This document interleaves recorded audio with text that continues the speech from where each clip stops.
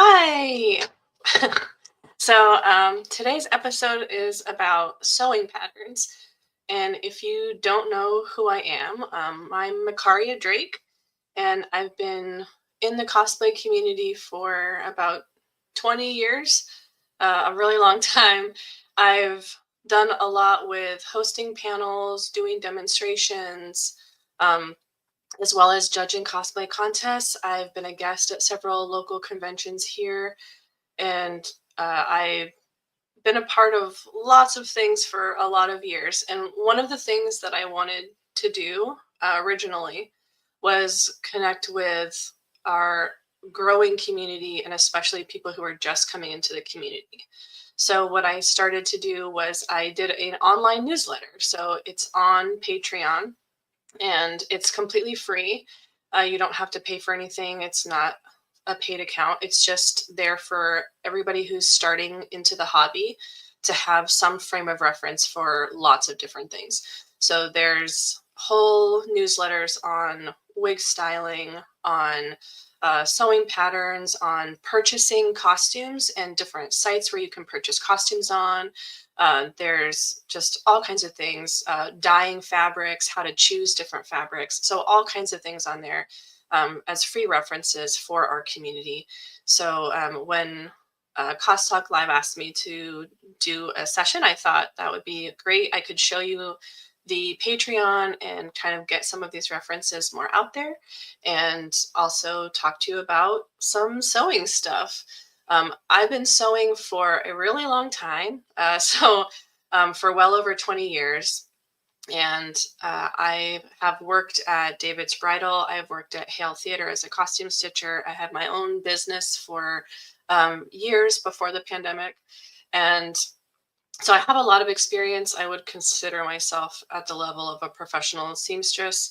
So I like being a reference for people coming into the cosplay community who have questions about sewing, getting started in sewing, and where to take off, and how to do certain things. So today we're going to talk about sewing patterns. And I have a couple here that I'm going to show you, but we're mainly just going to talk about like the envelope and the information that comes with the envelope and the instructions. And we'll just go over some of the things that you might not have known. Hi, Jessica. Because I think that there's a lot of information on sewing envelopes that we just don't know and don't think about checking. And honestly, going over the sewing pattern and looking at the instructions can save you a lot of grief when you're sewing. I know for me, I'm terrible impulsive. And when I start sewing, I just get in this groove and I just go and go and go and go and go. And then I realize later that I missed a step or I did something wrong. And now I have to like undo a bunch of steps to get back to where I messed up, because my brain's thinking that I should do it this way. And sometimes that's right, and sometimes it's not right. So I'm going to show you two different patterns. And if you have a pattern at home, you can grab it and look on the back because they're pretty much standard. If you don't have one, I have some here, and I'll just kind of show you and like walk you along. But I have two different patterns. One is Simplicity, and this is a costume pattern. And I also have a McCall's too, just to show you if there's any differences between the two. This is not a costume pattern, obviously, but I do a lot of apparel sewing too. So I just dug into my sewing pattern file cabinet, which if you have a ridiculous amount of sewing patterns, file cabinets are a genius way to hold a lot of patterns. I have over 200 sewing patterns, and they all fit in a 4-drawer filing cabinet with room to spare. So if that's something that you're struggling with storing, that's a really good option. So just so you're aware. I also keep all of my patterns in cellophane envelopes. So the only ones that don't fit in these, I think these are 9x12 or something like that, are McCall's. They're slightly larger. So for some reason, McCall's don't always fit. But, sorry. Simplicity and Buterick fit perfectly in these, and they just help preserve your patterns, keep them protected and not from ripping, getting dried out. If you live in Arizona, which I do, it's so dry, and these are all paper. And if you store them, sometimes if you store them outside or you're moving things around, it can get really dry. So we're going to talk about sewing patterns. So on the cover of a sewing pattern, it has pictures of what the costume or what the item is. Usually it has a couple different ones because there's different versions of that pattern inside. It will have the brand and it will have the pattern number and the size. So pattern numbers sometimes get reused, but it's not super common. Um, you'll see the pattern sizes there's multiple sizes in each pattern. So you've got 6, 8, 10, 12 in this pattern. And then there's a smaller pattern that is below 6. And then there's one I believe that's 14 through like 22. If you're larger than a size 22, there are plus size patterns, but not a ton. I would look online for plus size patterns because there's a lot bigger reference of those online rather than, unfortunately, as the standard sizes. They're starting to change. They're starting to get more plus size patterns, but hopefully they'll get better. So that's all the information that's on the front. And then if we look on the back, there's just a ton of information here. And on the side, we've got, again, pictures of the versions, but usually these are from the back side. So it kind of shows you what the back side of those patterns look like. And that might be important to you if you're looking for like a back zipper or how this pattern fits in the back, and what you want it to look like. So it'll show you that on the back side. And on our little flap, we're going to talk about this next because there's usually the price and the pattern number and the size again on here. Sometimes there's other information on here, but I feel like as time's gone by, there's less information on there. And then we look at the actual, oh, it's upside down, the actual pattern. So I'm going to jump from just starting at the top corner here and just kind of go down what all this information is. So the first thing that it tells you is the fabrics that are appropriate for this pattern. Now, if you are an intermediate to advanced seamstress and you are looking, like you already have the fabric and you're looking for a pattern, a lot of times cosplayers, we find the fabric before we find the pattern. Like we find something that's just perfect for what we're making. So, but this does give a really good idea of what will work best with this pattern. That doesn't mean that you have to use it. But like for this pattern, it says brocades, jacquards, satins, for the main fabrics, which it's a ball gown. So that makes sense to me. And then it also talks about the underskirt and the lining and what you should use for that. So if you're curious and you don't know what kind of fabric you should buy, the sewing pattern tells you. So someone asked a question, what's been the most challenging part of sewing cosplays? I'm self-taught. So I think the hardest thing for me was patience. I know I wanted to be really good right away. And I sewed a lot. And when I say I sewed a lot, like there were times where I would sew 10 dresses in 2 weeks for fashion shows because I did a lot of Lolita stuff within my sewing career. So messing up was like heartbreaking to me. And it took a lot of years for me to not be so upset when I messed up and to just be like, oh, I messed this up. I got to take it apart and do it again. And I think once you get to that point where you can do that and just be like, oh, I screwed this up. I got to do it again. Then I think you've come to like a really good point in sewing because you're not like crying and being so upset that you have to like start this whole part over again. Like you understand that this is a process and that you can do it. You've just got to take this part and do it again. But I think for me, I'm a very emotional person, and that was really difficult to do. So I think that was probably the hardest part is overcoming a lot of my frustrations and my patience and figuring out how to do things because I was self-taught. I just read a lot of books. I watched a lot of videos. I did online classes. I didn't I wasn't taught by my grandmother or my mom or anything like that. I didn't know anybody who sewed when I started. And that was a long time ago. There wasn't a lot of references besides books. So, because we're talking like well over 20 years ago. So yeah, thank you for that question. My allergies are killing me. So if you see me like blot my eyes or something, it's because it's crazy over here lately with allergy season.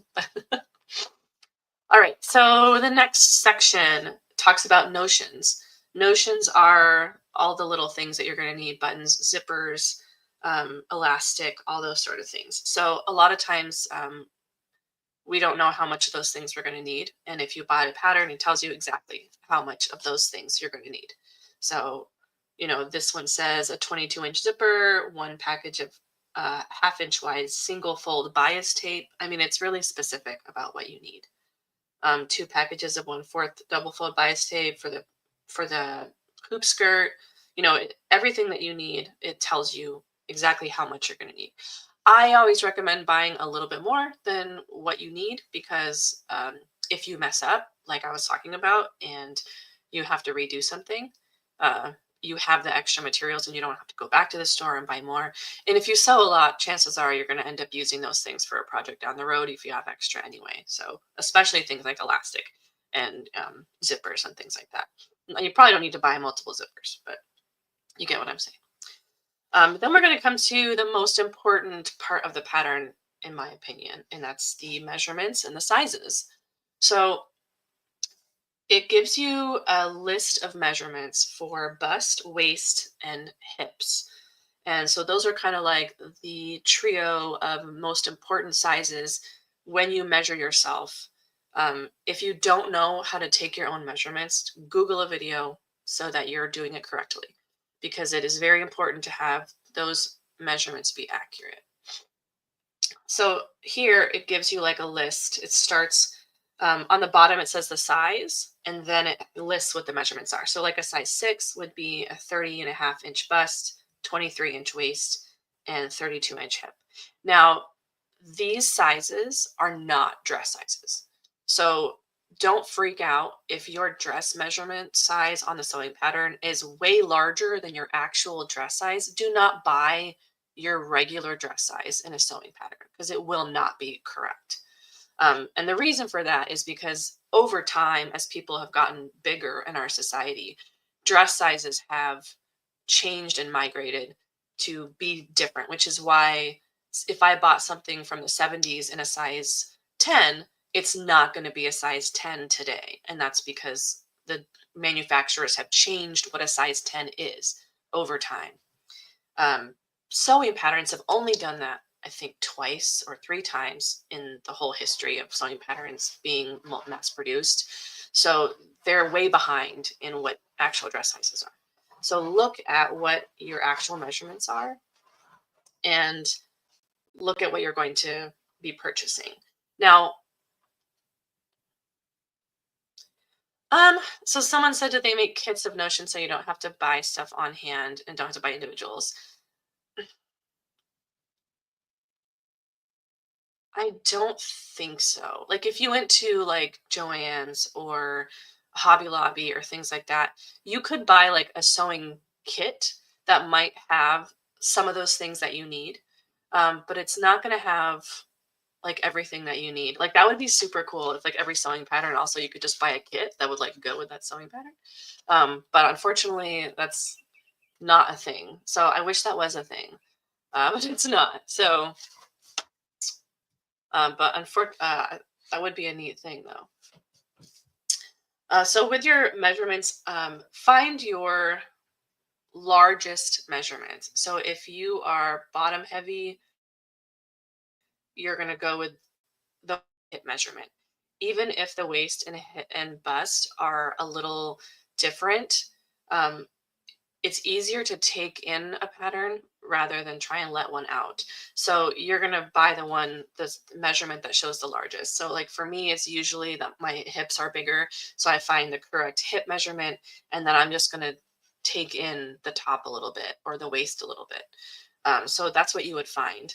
So I mean, when I'm not no longer this size, but when I first started, I was like a size 22, I think, in patterns. And it was really off-putting because I was like, not a size 22. But just kind of separate yourself from it. This is for me, so don't worry about it.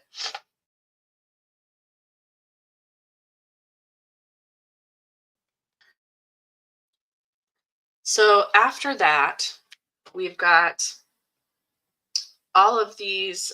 It kind of breaks down the different types of dresses. So remember when I was saying that there's two different versions or there's multiple versions? Well, now it breaks down how much fabric you're going to need to buy for each part of the dress. So if you don't know how much fabric to buy, which we've all been to Joann's where somebody brings a pattern to the counter and says, "Do you know how much I'm going to need for this?"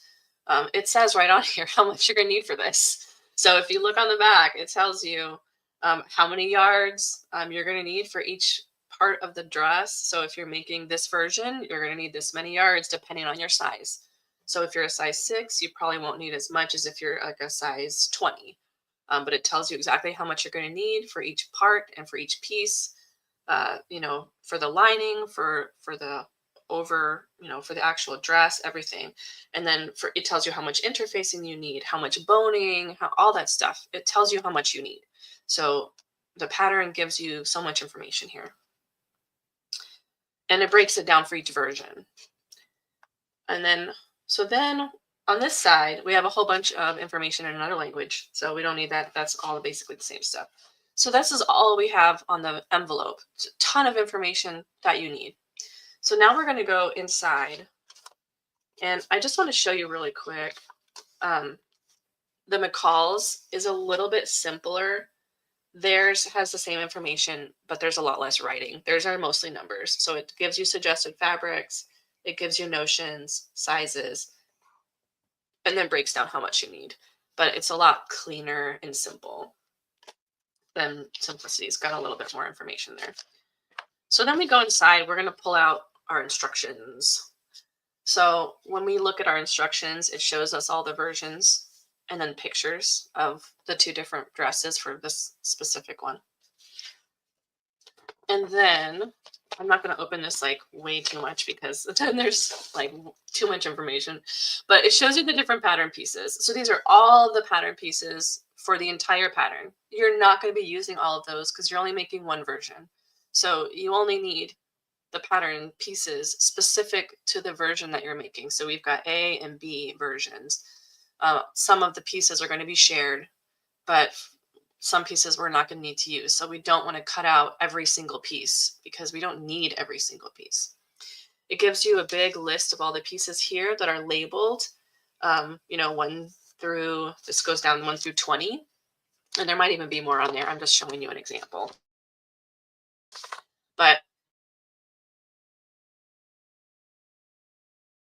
And then it tells which version, but for A, and some might only be for B. So you know that if you're doing version A, you don't need to cut any pieces for version B and vice versa. So we've got a nice little list here. And then if you want to know, well, what pieces do I need?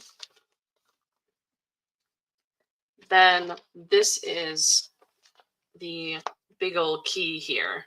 So this goes through the cutting layouts and what pieces you're going to need. So here, it tells me 6, 8, and 9. And it also gives me a layout. And why this is important is how much fabric that they suggested that you use has to do with how you're laying out the pieces. So if you're laying out your pieces, then how they show you should lay out your pieces, then that's how much fabric you're going to be using is what they suggested. If you just willy-nilly like lay everything out and you have your pieces way spread out, you're going to use way more fabric than you need. So I would suggest laying out your pieces first. And if you're somewhat of an intermediate person or advanced seamstress, usually I just lay out like my smaller pieces, all my bodice pieces, and make sure I can get them close together and how I'm going to save fabric, because really you can get real wasteful cutting pattern pieces. So if you put everything close together, you're not wasting as much of your fabric, and you have more fabric in case you mess up and you need to cut an extra piece.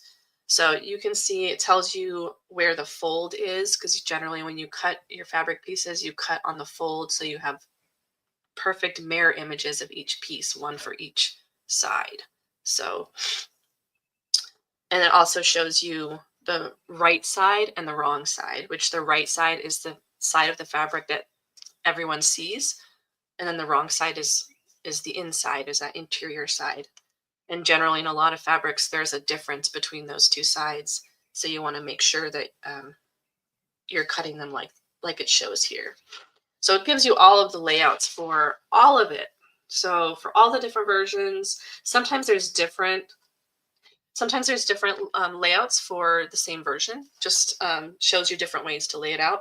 And it also shows you if you buy different lengths of fabric. So there's a 44-inch, and if you're using certain ones, and then there's a 54 to 60-inch layout. Apparel fabric, a lot of times, especially satins and things like that, are 54 to 60-inch. The bolts are really tall or taller. 44-inch is more of a cotton bolt. So for our underskirts, or if you're doing a cotton lining. I do have to say, in Arizona, even if the lining is suggested to use like an acetate or a rayon lining, I use a cotton lining with like everything in Arizona because it's hot, and cotton absorbs the sweat and is more breathable and more comfortable uh, than like a standard, like the satin looking linings. Um, because so that's what I do. I ignore the recommendations for that. So there's all of this information here. Now we're going to flip this back to the top here, because there is some really good information here underneath where it says general directions.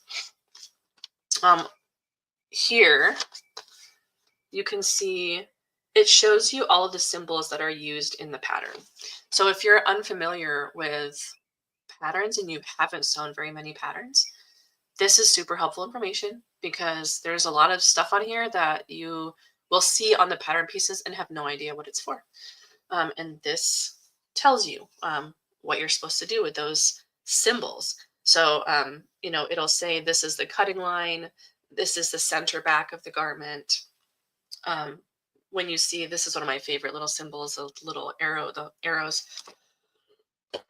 And that means that this is where the fold line is.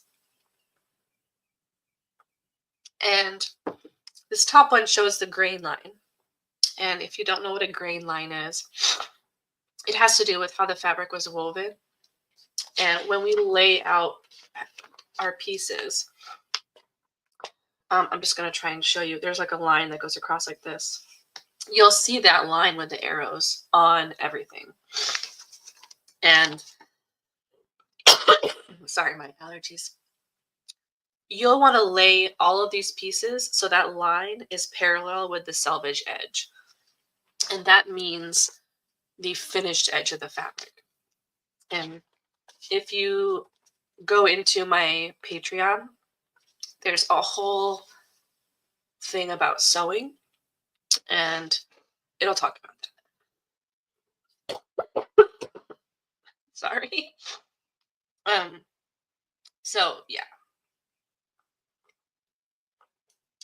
Yeah, the introductory, there's a couple of different sewing newsletters for introductory sewing, and then there's also one for more advanced sewing. So super useful if you're just getting into sewing, or even if you're not and you just need a little bit more reference of how to sew more complicated things.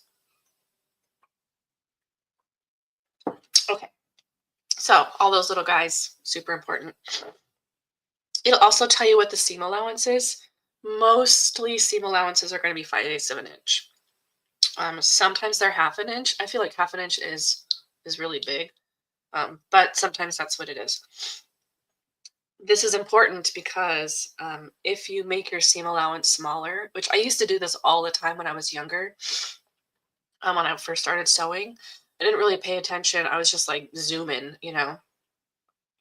And thank you. There's she's Jess has lots of good references. There's a lot of references in there. But I used to just sew, and what that would do was, I know we don't always think that, a couple millimeters or, part of an inch is going to make that much of a difference in our pattern. However, um, especially if you're making something that has a lot of seams, you're adding space in every single seam. So if you're not paying attention to the seam allowance, your pattern is not going to fit. It's going to be too big. And then you're going to have to go in and take in all those seams. So it's important to know what your seam allowance is if you're following the pattern. And most patterns will show you where the cutting line is and where the actual stitch line is. So you can see that seam allowance and how big it is. And most sewing machines have a little line on the metal plate for a 5/8 seam allowance. There's usually a couple lines, but you can find the one that's 5/8, and that way you can use that as a guide. So it says that, and it'll tell you if it's printed or not. Sometimes it'll say it's included, but not printed. I find that most modern patterns show you. It also says if there's any adjustments that need to be made. So if there's any adjustments that are super easy on patterns, and you can get crazy with pattern alterations, but if there's a simple one that you need, lengthening and shortening is right here. It talks about how to adjust it. So there's also any other specific sewing things that you need, special cutting instructions, anything that you need, like for reading the pattern. And I would suggest reading through the directions before actually sewing, because anything that might sneak up on you. So don't just start sewing, look through all the steps first, read through the patterns, make sure there's no crazy things in there, and then start sewing and using it. So there's even the rest of the stuff in here is the actual pattern instructions. So I'm not going to go through those with you because those are different for every pattern. But those are most of the things that you're going to come across in just the pattern envelope. So much information is right there at your fingertips that you might not have known was there. They even have a glossary that explains terms. So lots of cool stuff in there. We only have a few minutes left. So I'm going to see if there's any more questions or anything else you want to know. And I'll kind of give it a minute if anyone has any questions. But I can talk about, like, while I'm waiting, if anyone has any questions about my Patreon. And it's been dormant for a little bit, but I am planning on restarting it. And there is not right now a episode or like a section on sewing patterns and how to read them. So I will be starting that. But there are some of my most popular ones are how to purchase patterns and where to purchase patterns and how to read the size guides and all that. So that's a really popular one that I reference people a lot, because a lot of people don't know where to start to buy a costume. And there's nothing wrong with buying costumes. I've bought plenty of costumes myself. Sometimes you just want something quick and easy that you don't want to spend a lot of time on. And I think that's perfectly fine. Every part of cosplay is valid. So we sometimes make our whole cosplay. Sometimes we make some stuff. Sometimes we purchase it. Like, it's all fine. The other one, there is a con packing guide. And one of the other ones I've had really good feedback for is how to organize your sewing space. So as someone who had a studio with a ton of stuff, I tried to give as much information as I can about how to utilize a small space. So yeah, just as the first time she used a pattern, it definitely did not fit. Yeah, I did that so many times because I was making such small seam allowances, and then when I put it on, it was huge, and then I was like, "There's no way this is accurate." I was right. I wasn't this size, I was like, they are off. And then when I went back and changed it, then it fit just fine. So yeah, check out the Patreon, and you can also find me on Instagram under Makaria_Drake. So you can message me there if you have questions about sewing. Um, and I also have MakariaDrake.com as a website where you can see some references of my sewing stuff, and there's a gallery there. So um, please reach out if you have any questions. And I hope to be doing another one of these next month. If you have any suggestions on what we should do them on, or what you want to hear, then let me know.